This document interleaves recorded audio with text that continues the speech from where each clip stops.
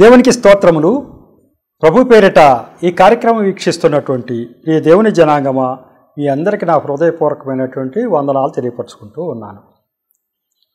ఈరోజు 56వ ఎపిసోడ్కి వచ్చాం. సబ్జెక్టు సృష్టికర్త. ఈ సబ్జెక్టు సృష్టికర్త అంటే చాలా ఇంపార్టెంట్ అనే విషయం మీకు చెబుతూ వస్తున్నా. ఎందుకంటే ఇది మామూలుగా అందరూ చెప్పేది కాదు. అందుచేత ముఖ్యంగా యువలోకానికి బాగా అవసరం. ముఖ్యంగా అన్ని జనులకు ఏ విషయం చెప్పాలన్నా ఈ సృష్టికర్త ఎవరో తెలియకుండా వాళ్ళు ఏ నిర్ణయం తీసుకోలేకపోతున్నారు. ఆ విషయం మనకి సృష్టికర్త గురించి బాగా తెలియకపోతే మనం అది చెప్పలేము. అందరూ చెప్పినట్లుగానే యేసు ప్రభు శిలువయాగం చేశారు, మీరు రండి, మీకేమైనా లాభం కలుగుద్ది అని అంటాం. మాకున్న లాభాలు చాలండి. సరే, ఆయన శిలువయాగం చేశాడా, మా దేవుడు చేయలేదంటారా? పోలే చేయకపోతే చేయిపోయాళ్ళండి, ఏదో ఒక దేవుడు ఉన్నాడుగా అని అంటున్నారు. సృష్టికర్త ఆయన ఒకడే, మిగతా వాళ్ళు కారు అన్న విషయం వాళ్ళకి తెలియదు.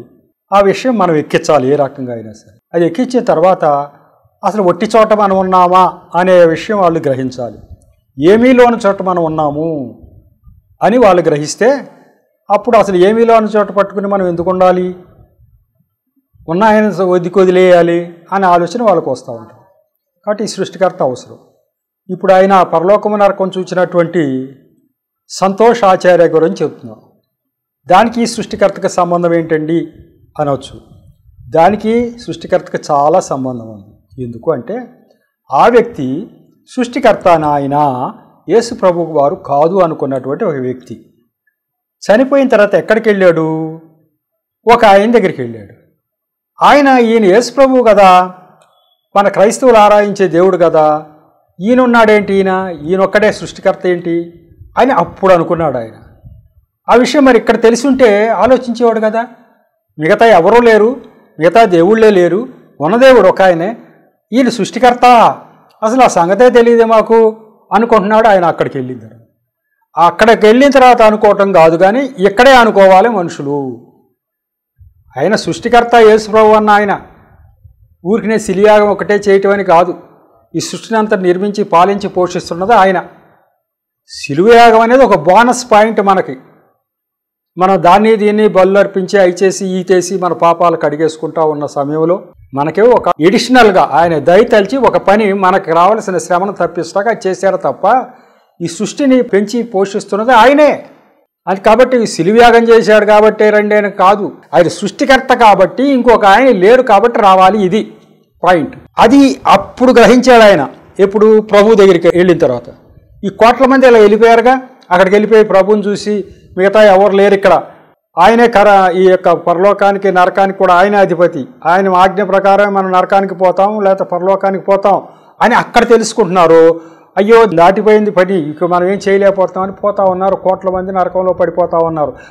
ఆ యొక్క జ్ఞానమే ఎక్కడ కలిగిస్తే వాళ్ళకి కొంతమంది ఇక్కడే దాన్ని సరిచేసుకునే అవకాశం ఉంది, నరకం తప్పించుకునే అవకాశం ఉంది అని చెప్పటం కోసం ఆయన సృష్టికర్త అని ఆయనకు అక్కడ రుజువుపరచబడింది అని చెప్పడానికే ఈ సబ్జెక్టులో ఇది తీసుకురావటం జరిగింది. ఇప్పుడు ఈ సంతోష్ ఆచార్య గారు ఎవరు? ఆయన భారత సంతతికి చెందిన ఆయన, ఇక్కడే చదువుకున్నారు కావచ్చు. అమెరికా దేశంలో క్లీవ్ల్యాండ్ అనేటువంటి ఆ యొక్క పట్టణంలో ఉంటున్నాడు, అమెరికాలో. ఈయన మొన్న డిసెంబర్ నెలలో ఇచ్చేటటువంటి యూట్యూబ్లో సాక్ష్యం ఇచ్చాడు. 19/12/2023 మొన్న డిసెంబరు. అంటే ఇప్పటికీ ఎన్ని నెలలు అయింది? 4 నెలలు అయింది. అంటే డిసెంబర్లోనే రికార్డ్ చేయబడింది ఇది. ఆయన నోటి ద్వారా చెప్పిన సాక్ష్యం. ఎట్లా చెప్పాడు?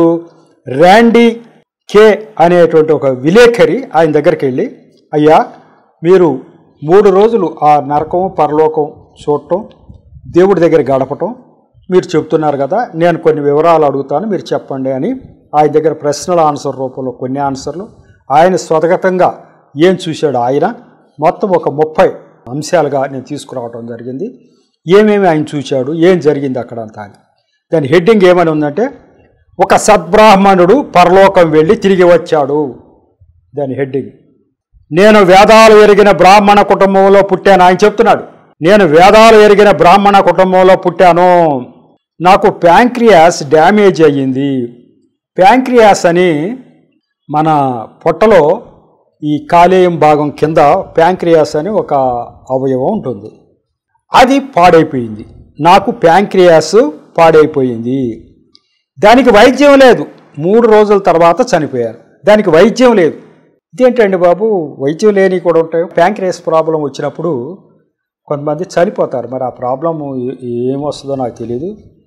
ఈ మధ్య కాలంలోనే మొన్న జనవరిలోనే నా స్నేహితుడు, ఆయన కూడా పర్సనల్ ఆఫీసర్గా చేసి రిటైర్ అయినట్టు నాకు ముఖ్యమైన స్నేహితుడు, ఆయన గత సంవత్సర కాలంగా అనుకుంటా నాకు ప్యాంక్రియాస్ ప్రాబ్లం వచ్చింది రాజారావు, మరి దానికి మంచి వైద్యం చేస్తున్నా.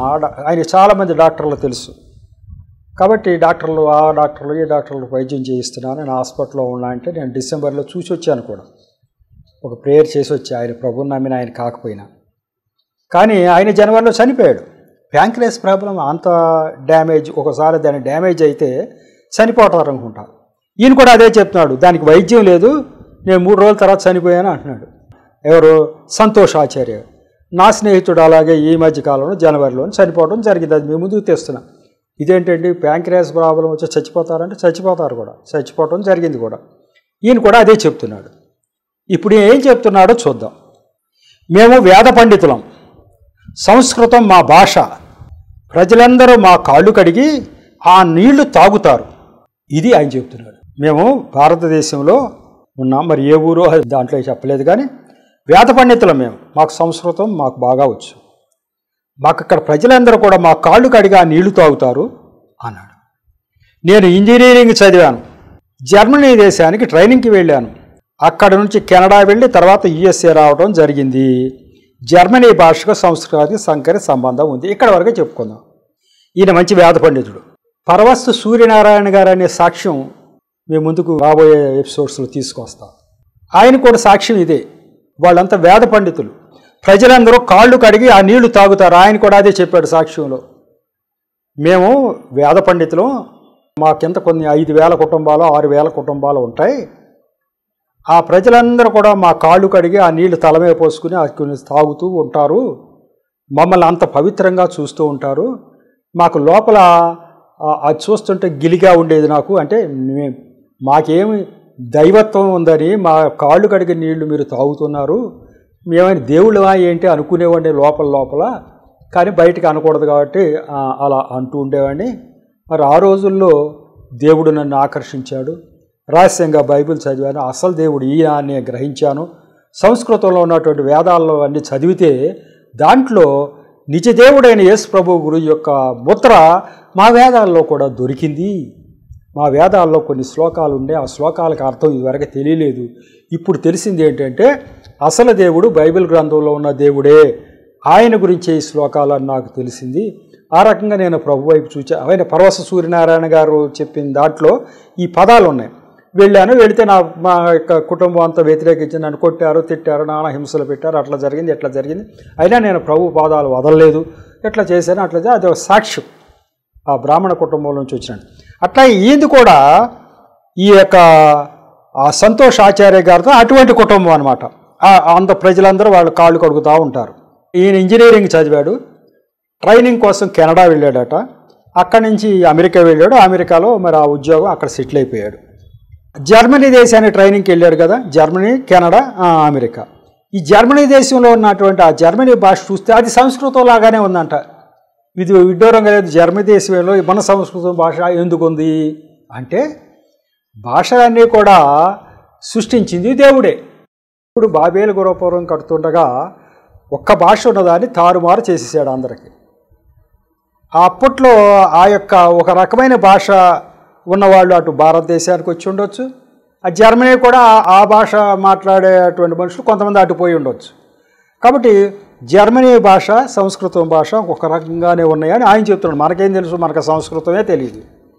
మన భారతదేశంలో సంస్కృతం భాష ఉన్నా అది పండితులకే తెలుసు, మనకు తెలియదు. కానీ ఈయనకు వచ్చు కాబట్టి సంస్కృతం, జర్మనీకి సంస్కృతం చాలా దగ్గర సంబంధం ఉంది అని చెప్పి ఆయన చెప్పడం జరిగింది. నా అనారోగ్యం కారణంగా హాస్పిటల్లో ఉన్నాను. ఈయన చెప్తా ఉన్నాడు ఏం జరిగిందయ్యా అసలు అంటే, నాకు అనారోగ్యం వచ్చింది, నేను హాస్పిటల్లో ఉన్నా. హాస్పిటల్లో బెడ్ మీద ఉండగా నేను అనుకుంటున్నా నా డబ్బు వల్ల నాకేమి ప్రయోజనము, మరి నా జబ్బు తగ్గదు అంటున్నారు కదా అనుకుంటున్నాడట. ఈయన ఒకే మాట అనుకున్నాడు, డాక్టర్లు ఈ తగ్గదండి, ఇది ఈ ప్యాంక్రియాస్ డ్యామేజ్ అయిపోయింది పూర్తిగా, కాబట్టి ఇది తగ్గదు, ఈయన సరిపోతాడు అనుకుంటే నా డబ్బు వల్ల నాకేంటి ఉపయోగము అనుకున్నాడంట. అంతే, బెడ్ మీద చచ్చిపోవటమే అనుకున్నాడట. సరే, ముందుగా హార్ట్ అటాక్ అనుకున్నాం. ఈయనకు వచ్చినటువంటి ప్రాబ్లం ప్యాంక్రియాస్ అని తెలియక హాస్పిటల్కి వెళ్ళే ముందు ఏదో హార్ట్ అటాక్ వచ్చింది అనుకున్నారట. కానీ హాస్పిటల్కి వెళ్ళిన తర్వాత ప్యాంక్రియాస్ ప్రాబ్లం అని తేల్చారు. ఐసీయూలో పెట్టారు. నా భార్య, కుమారుడు, కూతురు డెట్రాయిట్ నుంచి వచ్చారు. ఈయన భార్య ఈయన దగ్గర ఉంది, కూతురు కొడుకు డెట్రాయిట్ అని అది ఒక పట్టణం అమెరికాలో. వీళ్ళేమో క్లీవ్ల్యాండ్లో ఉంటారు, కూతురు కొడుకు అక్కడ డెట్రాయిట్లో ఉంటారు. వాళ్ళు అక్కడికి అరే నాన్నగారు బాగాలేదని మరి తెలిసిన తర్వాత వెంటనే వాళ్ళు వచ్చేసారు. అందరూ నా పక్క నిలబడ్డారు. వారికి చివరి మాటలు చెప్పేశా. ఇకేంటి డాక్టర్లు చెప్పేశారు కదా చచ్చిపోతావని చెప్పేశారు.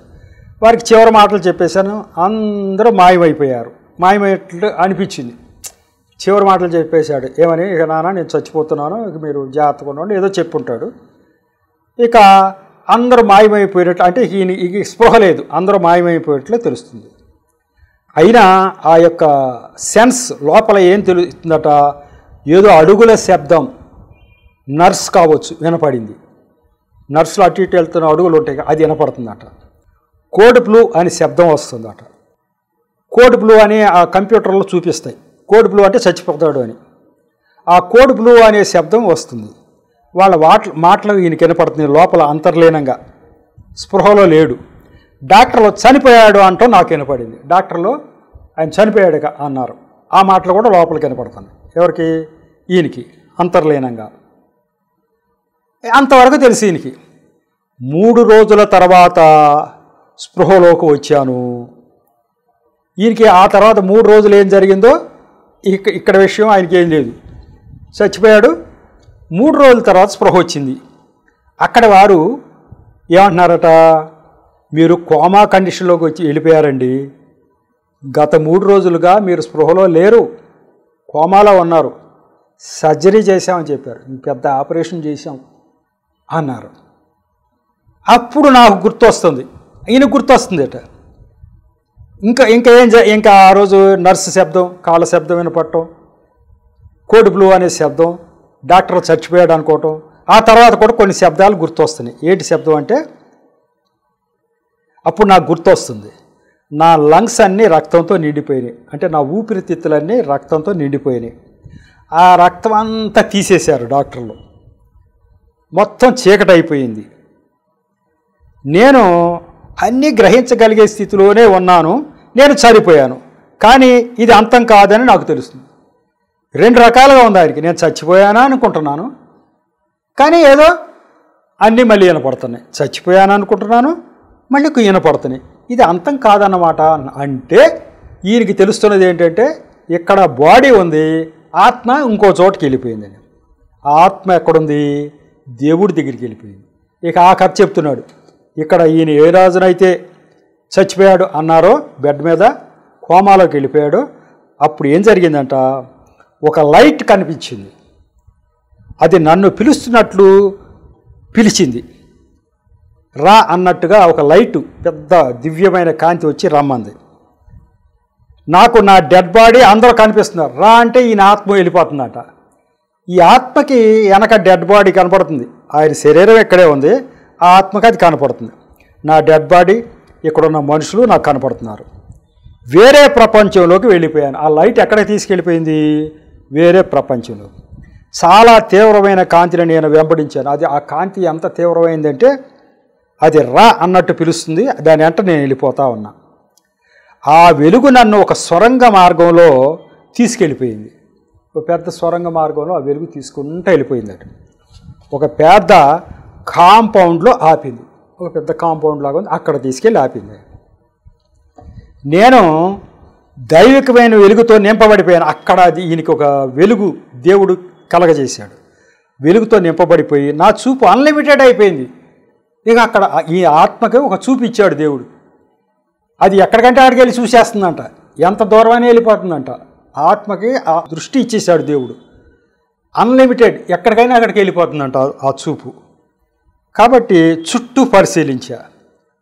నాకు ఎదురుగా ఉన్న వాటి వెనుక కూడా కనపడిపోతుంది. నాకు ఎదురుగా ఒక గోడ ఉందనుకో, గోడ వెనకేముందో ఈయన కనపడిపోతుందంట. ఎదురుగా మనుషులు ఉంటారు, ఆ వెనకేముందో ఈ అడ్డం ఏదన్నా దాని వెనక ఉన్నా కూడా కనపడిపోతున్నాయి నాకు. ఆ కాంపౌండ్లో చాలా నివాసాలు ఉన్నాయి, అక్కడ చాలా ఇళ్ళు కనపడుతున్నాయి. అంటే పెద్ద ద్వారాలు ఉన్నాయి, ఆ ద్వారం లోపల ఇళ్ళు ఈయన కనపడిపోతున్నాయి. అంటే పరలోక ద్వారాలు తెరవబడలా, ఇంకా పరలోకం అది. కానీ లోపల ఏముందో ఈయన కనపడిపోతుంది. దానికి 12 ద్వారాలు ఉన్నాయి, అవి తెరవబట్టల్లా. అక్కడ చాలామంది దేవదూతలు ఉన్నారు, వారు అక్కడ భద్రతా సిబ్బంది లాగా కనిపించారు. ఈ యొక్క పరలోక ద్వారాల దగ్గర పెద్ద దేవదూతలు కాపలా కాస్తున్నారు. మనకి ఎక్కడైనా ఏదైనా చోటకి వెళ్ళాలంటే భద్రతా సిబ్బంది కాపలా కాస్తారు కదా. దేంట్లో కన్నా ఎంటర్ అవ్వాలంటే భద్రతా సిబ్బంది స్టార్టింగ్లో అడ్డుపడతారు. ఏంటి ఎక్కడికి వెళ్తున్నారు, లోపలికి వెళ్ళనివారు కదా. అట్లా ఈ పరలోకానికి వెళ్లకుండా అడ్డు కాపలా కాస్తున్న వాళ్ళు ఉంటారు, వాళ్ళు దేవదూతలట. ఇది దేవుని రాజ్యం అని అర్థమైంది. ఓహో, ఇది పరలోకం అంటే ఇదే కావాలు, దేవదూతలు ఇక్కడ కాపలా కాస్తున్నారు, మనకు అర్హత ఉంటేనే లోపల పంపుతారు, లేకపోతే పంపరు అని నాకు అర్థమైపోయింది. వెళదామంటే ద్వారాలు తెరుచుకోవట్లేదు, అంటే వీరికి అర్హత లేదు కదా, పరలోకం వెళ్ళటానికి ఇంకా అర్హత లేదు. అప్పుడు అక్కడ 1000 అడుగుల పొడవు, 250 అడుగుల వెడల్పైన ప్లాట్ఫారం ఒకటి కనపడుతుంది. పెద్ద ప్లాట్ఫారం లాగా కనపడుతుందంట. 1000 అడుగుల పొడవు అంటే ఎంత పొడవు? 1000 అడుగులు అంటే 300 గజాలు. సుమారు ఒక ఫర్లాంగు పొడుగు ఉందంట ఆ ప్లాట్ఫారం, ఒక ఫర్లాంగ్ పొడుగు ఉంది. అలాగే 250 అడుగుల వెడల్పు ఆ ప్లాట్ఫారం ఉంది. అంటే సుమారు 80 గజాలు, 80 గజాల వెడల్పు, 300 గజాల పొడుగు ఉన్నటువంటి పెద్ద ప్లాట్ఫారం ఉంది. వేదిక, ఒక వేదిక ఉంది అక్కడ, పెద్ద వేదిక. ఎందుకంటే ఈయన రాశాడు, ఈయన చెప్తున్నాడు, ఎందుకంటే ఆయన చూశాడు, ఆ ఆత్మ చూసింది. అది ఎంత పొడుగుందో అంటే సుమారు ఇట్లా ఉంది అంటున్నాడు. అంత పెద్ద ప్లాట్ఫారం ఉంది అక్కడ. అది ఎక్కలేకపోతే కింద పడిపోతాం. అది ఎక్కాలి ఆ ప్లాట్ఫారంకి. కింద చీకటి, లేక్ ఆఫ్ ఫైర్, అగ్నిగుండంలో పడిపోయేటట్లు ఉన్నాను కనపడుతుంది ఈయనకి. ఈ ప్లాట్ఫారం మీదకి ఎక్కటమా, కింద పడిపోవటమా? కింద పడిపోతే ఏం కనపడుతుందట? అగ్నిగుండం, నరకం ఉంది కింద. ఆ అగ్నిగుండంలో పడిపోతాం ఇది ఎక్కలేకపోతే. అంటే ఎక్కగలిగి అర్హత ఉన్నవాళ్ళు అది ఎక్కుతారు, ఎక్కి పరలోకంలోకి వెళ్తారు కావచ్చు. ఈ ఎక్కటానికి అర్హత లేని వాళ్ళు కిందకి డామ్ అని కిందకి వెళ్ళిపోతారు, నరకంలోకి వెళ్ళిపోతారు. అది నరకం అనే స్థలం అని నాకు అర్థమైంది. ఈ ప్లాట్ఫారం ఎక్కితే అక్కడ పరలోక ద్వారాలు తెరుచుకుంటాయి. ఈ ప్లాట్ఫారం ఎక్కలేకపోతే నరకంలో పడిపోతాం. ఇక్కడ ఇది 1 వే టికెట్ అని కూడా తెలిసింది. 1 వే టికెట్, 1 వే ట్రాఫిక్ అని అంటారు. అంటే ఒక పక్కకే వెళ్ళటం, ఇటు వెళ్తే మళ్ళీ వెనక్కి వచ్చే పని లేదు, 1 వే ట్రాఫిక్. అలాగే ఈ టికెట్ ఏంటంటే 1 వే టికెట్ అట. వెళ్తామే కానీ మళ్ళీ తిరిగి రావటం ఉండదు. ఈ పరలోకానికి టికెట్ ఉందనుకో, ఇప్పుడు వెళ్తాడు, మళ్ళీ వస్తాడా? రాడు, వెళ్ళిపోవటమే. నరకం టికెట్ ఉంది, నరకానికి వెళ్తాడు, ఇక వెనక రాడు. కాబట్టి 1 వే టికెట్ అని కూడా ఆయనకి తెలిసిపోతుందట. నా టికెట్ 1 వే టికెట్టు, నరకానికి టికెట్టు. కాబట్టి నేను కానీ ఇది ఎక్కలేకపోతే కింద పడిపోతానని నాకు తెలుస్తూ ఉంది. ఆ వేదికకు 3 మెట్లు ఉన్నాయి. ఇందాక చెప్పాడుగా ప్లాట్ఫారం అని, దానికి ఎక్కాలంటే 3 మెట్లు ఉన్నాయి. ఆ ప్లాట్ఫారం అవకడ సింహాసనం మీద ఎవరు కూర్చుని ఉన్నారట? రాజులకు రాజు, ప్రభువులకు ప్రభు కూర్చున్నారు. అక్కడ కనపడుతున్నాడు. ఆయన నాకు తెలుసు కానీ ఆ దేవుడని నాకు తెలియదు. ఏడుస్తో ఇక్కడ ఈ పాయింట్ గురించే ఇదంతా. ఈ పాయింట్ గురించే ఈ సబ్జెక్ట్లో దీన్ని తీసుకురావడం జరిగింది. ఏ పాయింటు? యేసు ప్రభువు కనపడతా ఉన్నాడు. క్రైస్తవులు ఆరాధించే మనిషి అక్కడ ఉన్నాడు, ఆయన ఆ దేవుడు అక్కడ ఉన్నాడు. కానీ ఆయనే మొత్తం సృష్టికర్త, ఆయనే మొత్తానికి దేవుడు అని నాకు తెలియదు. ఇప్పుడు అన్యజనులందరికీ, యేసు ప్రభు మార్గంలో లేని వారికి ఉన్న అవగాహన ఏంటంటే ఆయనే మొత్తానికి దేవుడు అనేది తెలియదు. ఏ దేవుడైనా ఒకటేలే అనుకోవటమే తప్ప ఆయన ఒక్కడే దేవుడు అనే విషయం మట్టుకు వాళ్ళకి తెలియదు. ఎంతమందికి? కోట్ల మందికి తెలియదు. వాళ్ళు ఎంత చదువుకున్నప్పటికీ. వాళ్ళ మనోనేత్రాలు గుడ్డితనం కలగజేశాడు కాబట్టి సాతానుడు దాన్ని త్యజించుకుని రాలేకపోతా ఉన్నారు ఎంత చెప్పినా కూడా. కాబట్టి ఇక్కడ అనుకుంటున్నాడు, ఆయన కనపడుతున్నాడు, పరలోకం వెళ్ళటానికి ఆ మెట్లు ఎక్కాలి, ఆయన దగ్గరికి వెళ్ళాలి, ఆయన ద్వారా మనం పరలోకం వెళ్తాం. ఇది ఎక్కలేకపోతే కింద పడిపోతాం. ఆ కనపడే ఆయన క్రైస్తవులు ఆరాధించే దేవుడిలాగా ఉన్నాడు, కానీ ఆయనొక్కడే దేవుడని నాకు తెలియదు. ఆయనొక్కడే దేవుడని కోట్ల మందికి ఇక్కడ తెలియదు. ఇప్పుడు మరి ఎట్లా తెలియాలి వాళ్ళకి అనేది దేవుడు ఆలోచన. అందుకే ఈయన బతికించి మళ్ళీ పంపించాడు. నువ్వు ఇక్కడ వచ్చి గ్రహించావయ్యా సంతోష్ ఆచార్య గారు, నువ్వు ఇక్కడికి వచ్చి ఇదిగో ఈయనొక్కడే దేవుడని ఇక్కడ గ్రహించావు. ఈ గ్రహింపేదో అక్కడ ఉండాలి, అక్కడున్న కోట్ల మంది గ్రహించాలి. ఇక్కడ కాదు, ఇక్కడ గ్రహిస్తే ఏముంది? ఇప్పుడు నువ్వు నరకానికి వెళ్ళిపోతావు. నెక్స్ట్ స్టెప్ గ్రహించావు, ఏం చేస్తావు? ఇప్పుడు నీకు 1 వే టికెట్, నరకానికి టికెట్తో వచ్చావు ఇక్కడికి. ఇక్కడికి వస్తే దీన్ని ఏం మార్చలేం కదా మేము, నువ్వు నరకానికి వెళ్ళిపోతావు. అట్లా కోట్ల మంది ఇక్కడికి వచ్చి ఆ టికెట్ పట్టుకుని నరక టికెట్ పట్టుకు వస్తున్నారు, వెళ్ళిపోతున్నారు. కాబట్టి దీన్ని మార్చడానికి కోసమే నిన్ను మళ్ళీ వెనక్కి పంపిస్తున్నా అంటాడు. తర్వాత నిన్ను వెనక్కి ఎందుకు పంపిస్తున్నా?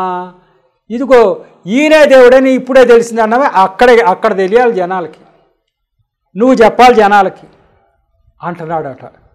కాబట్టి ఆయన క్రైస్తవులు ఆరాధించే దేవుడని తెలుసు, కానీ ఆయనే సృష్టికర్త, ఆయన ఒక్కడే దేవుడని నాకు తెలియదు అన్నాడు. అంతే.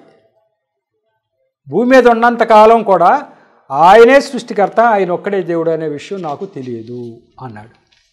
ఇప్పుడు చెప్తున్నాడు ఆయన. ఏమంటాడు ఆయన? ఆయన ముఖం చూడలేక తలదించుకున్నాను. యేసు ప్రభు ముఖం చూడలేకపోతున్నాను నేను. ఎందుకంటే నరకం టికెట్టు. ఈయన మీద ఉన్న పాపాలు తుడిచివేయబడలా. ఈయన మీద ఉన్న పాపాలు యేసుప్రభు రక్తం చేత కడగబడలే, యేసుప్రభు నేను అంగీకరించలేదు, అవి క్షమింపబడలేదు, అవి అట్లాగే నిలబడిపోయి ఉన్నాయి. ఆయన ముఖం ఆయన యేసుప్రభు ముఖం చూడలేక తలదించుకున్నాను. నా పాపాలు నాకు కనిపిస్తున్నాయి. మనకి పాపాలు మనకు కనపడుతుంది. మన నరకానికి వెళ్ళేటప్పుడు ఇది అన్యాయమైన మనకు అనిపించదట. ఎందుకంటే మన పాపాలన్నీ అక్కడే ఉండే, మన మీదే ఉండే. ఈ పాపాలు చేసినోడు ఇటే వెళ్ళాలి కదా, ఈ పోలేదుగా, ఈ పోగొట్టుకోలేదుగా. మనం పోగొట్టుకుంటే, యేసుప్రభు ద్వారా పోగొట్టుకుంటే మనకి వేరే అర్హత వచ్చేది. అది చేయలే, పని చేయలేదు కాబట్టి మన టికెట్ ఇదే అని చెప్పి వాళ్ళంతా మరి అట్లా అనుకుంటున్నారట. ఆయన వైపు చూడలేకపోతున్నా, ఆయన పాదాల వైపు చూచి నన్ను క్షమించు అంటున్నా. అక్కడ అంటున్నాడట, ప్రభువా నా మీద అయితే ఈ పాపాలు ఉన్నాయి, పోలా, కానీ నన్ను క్షమించయ్యా అని అంటున్నాడట. నేను అగ్నిగుండంలో పడటం తప్ప వేరే ఆప్షన్ లేదు అని నాకు తెలిసిపోతుంది. క్షమించయ్యా అని అడుగుతున్నాడే, కానీ ఈయన మైండ్కి తెలిసిపోతుంది. ఎట్లా క్షమించబడతాను నేను? ఎట్లా క్షమించబడతాను నేను? భూలోకంలో ఉండగా నేను యేసు ప్రభు వైపు చూచానా? భూలోకంలో ఉండగా నా పాపాలు పోగొట్టుకోవటానికి ఆయన్ని మనం ఆశ్రయించామా?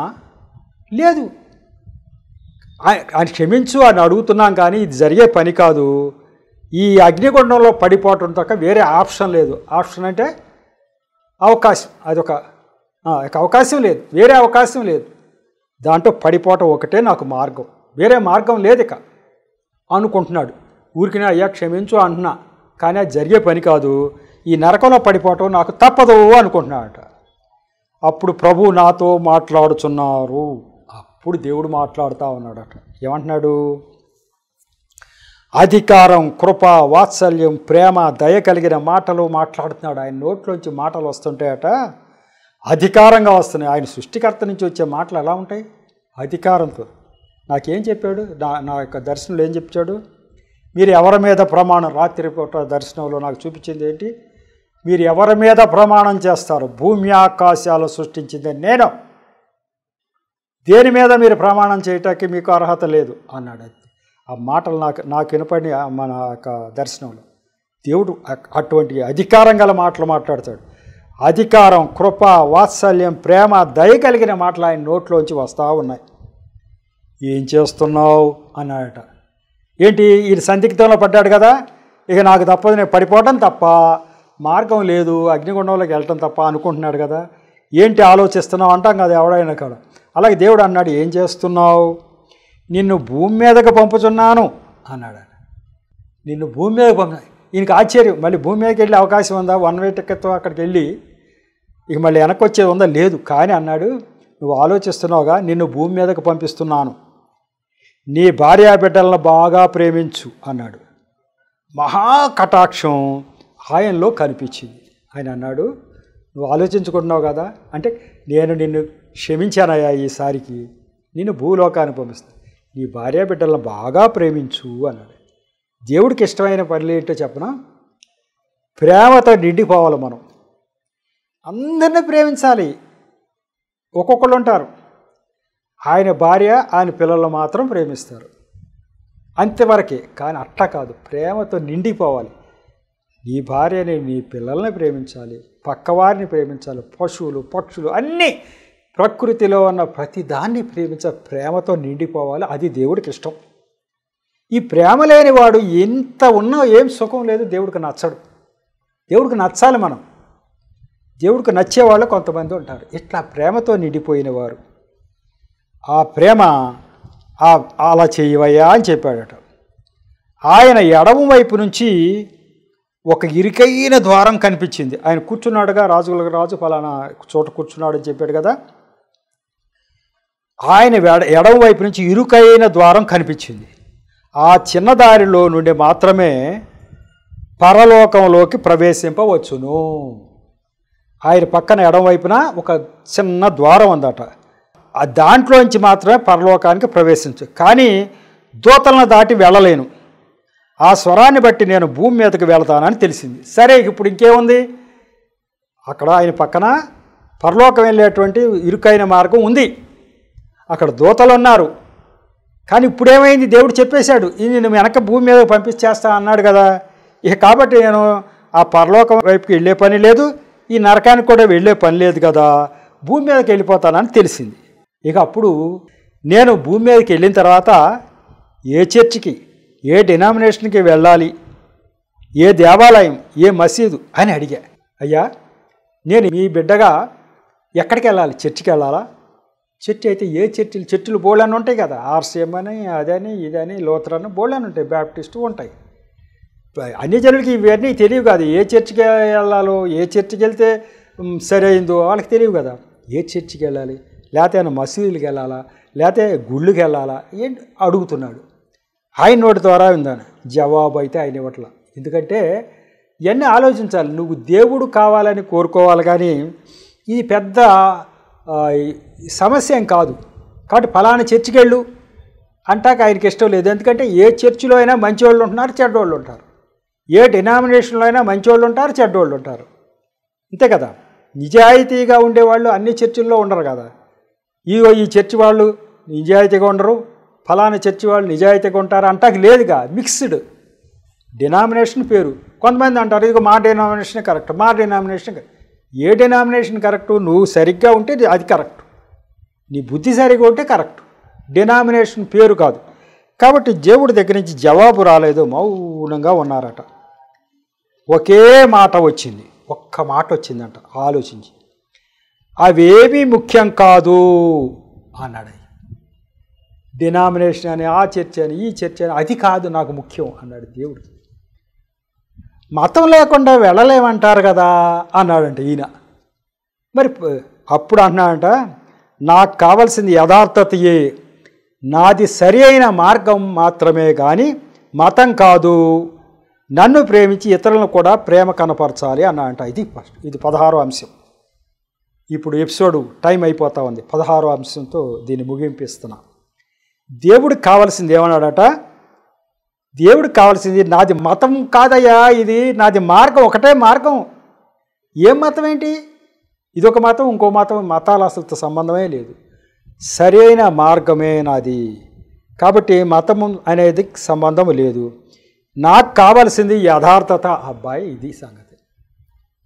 యథార్థతగా ఉండటం నాకు కావాలి, అంతే తప్ప ఎవరు ఏ యొక్క మతంలో అయినా యథార్థతగా వాళ్ళు ఉంటే వాళ్ళు నాకు అది యథార్థత.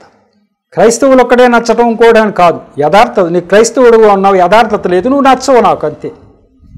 కాబట్టి నాకు కావాల్సింది యథార్థత. కాబట్టి యథార్థత కావాలి. ఇంకోటి ఏం చేయాలంటే నన్ను ప్రేమించాలి. అది దేవుడు కాని అని దేవుడు అని ప్రేమిస్తా అంటున్నావు, తప్పు. నన్ను ప్రేమించాలి, ఇతరులను ప్రేమించాలి, ఈ క్వాలిటీస్ ఉండాలి. దేవుడు కాని దాన్ని దేవుడు అని నువ్వు అనే పక్షం అయితే నువ్వు నా దగ్గరికి రావు. నా దగ్గరికి రావాలంటే నేనెవరో తెలుసుకోవాలి, నన్ను ప్రేమించాలి. నేనెవరో తెలుసుకోకుండా నువ్వు ఎట్టా వస్తావు? నన్ను తెలుసుకోవాలి, నన్ను ప్రేమించాలి, ఇతరులను ప్రేమించాలి, నీ యొక్క యథార్థత ఉండాలి అని చెప్పాడు. కాబట్టి మనకు అర్థమయ్యేది ఏంటంటే దేవుడు అక్కడ బోధించి మరీ పంపించాడు. ఈ వన్ వే టికెట్ అందరూ కూడా అదే. యేసు ప్రభువును అంగీకరించుకోకుండా, నిజదేవుడు ఎవరో తెలుసుకోకుండా ఉన్న వాళ్ళందరూ ఆ వన్ వే టికెట్తో వెళ్ళిపోతున్నారు. రెండో వే లేదు. ఇక దయతెలిసి దేవుడు ఈయన వెనక పంపాడు, కానీ ఈయన వెనక పంపించే అవకాశం లేదు. ఈ వన్ వే టికెట్ అటు పోవటమే తప్ప రావటం లేదు. కాబట్టి ఈ యొక్క విషయం ప్రజలందరికీ తెలియపరుస్తూ ఉన్నాడు ఆయన వచ్చిన తర్వాత. ఎవరు వేదాలు చదివటం సద్బ్రాహ్మణుడు, క్రైస్తవుడు కాడు, ఆయన చూచింది ఇది అని చెప్తా ఉన్నారు. ఈ యొక్క మాటలు కూడా అదే ప్రతి మోకాలు నా దగ్గర వంగును అన్నారే, అది ఇదన్నమాట. యేసు ప్రభువు వైపు చూడనివారు అందరూ కూడా అక్కడ ప్రతి మోకాలు ఆయన వైపు వగ్గుతుందంటే ఆ సింహాసనం ఉన్నట్టు ఆయన ఒకసారి చూసి ఇదిగో ఈయన అన్నట్టు నన్ను క్షమించయ్యాను, లేకపోతే నా పాపాలు అలా నిలిచిపోయినాయా, ఇప్పుడు అది తప్పు అయిపోయిందని ఒక మాట ఆయన పోతారు నరకానికి వెళ్ళేటప్పుడు. ప్రతి మోకాలు అక్కడ వంగుతూ ఉంది. 57వ ఎపిసోడ్లో ఈ మ్యాటర్ని కంటిన్యూ చేస్తాను. అక్కడ చెప్తా ప్రతి మోకాలు వంగటం అంటే ఇది. అంతేగాని ఇక్కడ ప్రతివాడు యేసు ప్రభునే నమ్మేస్తాడు అని మనం భ్రమపడిపోయి మనం వీళ్ళందరూ వచ్చేస్తారు అని అనుకోవటానికి లేదు. దీన్ని దృష్టిలో పెట్టుకుని మరి ఈ యొక్క చెప్పిన విషయాలు ఎంత వివరంగా చెప్తున్నాను ఎందుకు అంటే మీ మైండ్లో ఇది నాటుకుపోవాలని, నాటుకుపోయి అనేక మందికి చెప్పాలని. వినేవాళ్ళు వింటారు, వినని వాళ్ళు వినరు. ఇంకా తర్వాత ఎపిసోడ్లో దీని కంటిన్యూషన్ చెప్తాను. ఈ మన పాల్ ప్రకాష్ గారని 1 సంవత్సరం క్రితం ఆయన కూడా ఎట్లాగే సేమ్ ఎట్లాంటి కండిషన్లోనే దేవుడు తీసుకెళ్ళాడు. దేవుడి దగ్గర కొద్ది రోజులు ఉన్నాడు. దేవుడు ఏం చూపించాడు, మళ్ళీ ఆత్మను పంపించాడు. ఆయన ఇక్కడ తిరుగుతున్నాడు, అన్ని సాక్ష్యాలు చెప్తున్నాడు. ఆయన దగ్గరికి నేను వెళ్ళి విషయాలన్నీ సేకరించి వచ్చా. ఆయన భార్య వాళ్ళు చెప్పిన మాటలు, ఆయన కోమా కండిషన్లో ఉన్నప్పుడు ఏం జరిగాయి అన్నీ తెలుసుకొచ్చా. దీనికి లాగానే ఉంది. దీన్ని బట్టి ఇట్లా కోకాళ్ళగా సంఘటనలు ఉన్నాయి. సృష్టికర్త ఆయన కాకపోతే ఇంకెవరు అనే ఆలోచన ప్రజలకు రావాలంటే ఈ విషయాలు ఖచ్చితంగా వాళ్ళకి తెలియాలి. ఈ సంతోష్ ఆచార్య గారి కథ మీ మైండ్లో పడిపోవాలి. ఇంతకుముందు ఎపిసోడ్స్లోనే పాల్ ప్రకాష్ గారు అనేటువంటి పాస్టర్ గారు గురించి చెప్పా కాబట్టి అవి మీ మైండ్లోకి పడిపోవాలి. కాబట్టి ఇవి మీరు ఆ రకంగా సిద్ధపడాలి. అనేక మంది చెప్పడానికి సిద్ధంగా ఉన్నాడు. దేవుడే మాటల సాక్ష్యాన్ని దీవించును గాక. చిన్న ప్రార్థన చేసి మీకు ఇస్తా. కృపగల దేవ ప్రభువా, మీకు స్తోత్రాలు చెల్లించుకుంటున్నాను తండ్రి, వందనాలు చెల్లించుకుంటున్నాను. ఈరోజు ప్రభువా ఈ యొక్క 56వ ఎపిసోడ్ కూడా మీరు తగిన నడిపించారు. బిడ్డల హృదయాలు జ్ఞానంతో నింపారు. అలాగే ప్రభు అనేక మందికి ప్రభు ఈ విషయాలు వారు షేర్ చేయటానికి వారిని సమాయత్తపరిచి ఉత్సాహపరిచి ప్రభువా వాళ్ళలో మంటను రగిలిస్తున్నందుకు మీకు వందనాలు స్తోత్రాలు. జ్ఞానాన్ని అనేక మందికి పంచులాగా మీరు సహాయం చేయండి తండ్రి. ప్రభు ఈ పరిచయను ఇక ముందు కూడా దీవించి ఆశీర్వదించమని మా ప్రభును రక్షకుడైన యేసు నామములో పరమతండ్రిని ప్రార్థించి వేడుకుంటున్నా తండ్రి. ఆమేన్. మరొకసారి మీ అందరికీ నా వందనాలు తెలుపు.